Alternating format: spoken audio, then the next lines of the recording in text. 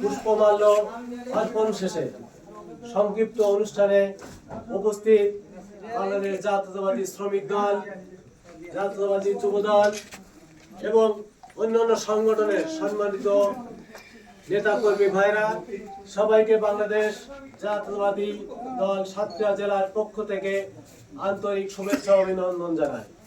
সংগ্রামী সাথীরা, আপনারা জানেন দীর্ঘ 15 বছর ফ্যাসিস্ট সরকারের কারণে আমরা শহীদ বেদিতে মাল্য দেওয়ার কখনো সুযোগ পাইনি। আজকে এই ফ্যাসিস্ট সরকারের পতনের মাধ্যমে আজকে প্রথম আমরা মাল্য দিয়েছি।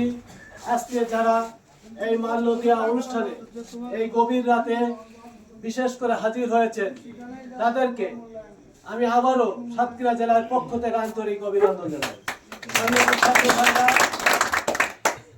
শহীদ রাষ্ট্রপতি জিয়া রহমানের সুযোগ্য পুত্র, তারুণ্যের অহংকার, আগামী দিনের রাষ্ট্রনায়ক জনাব তারেক রহমানের যে 31 দফা, সেই 31 দফাকে এগিয়ে নেওয়ার জন্য আজকে যারা উপস্থিত হয়েছেন, আমি আপনাদেরকে সাথে নিয়ে তার 31 দফা বাস্তবায়নের জন্য আগামী দিনে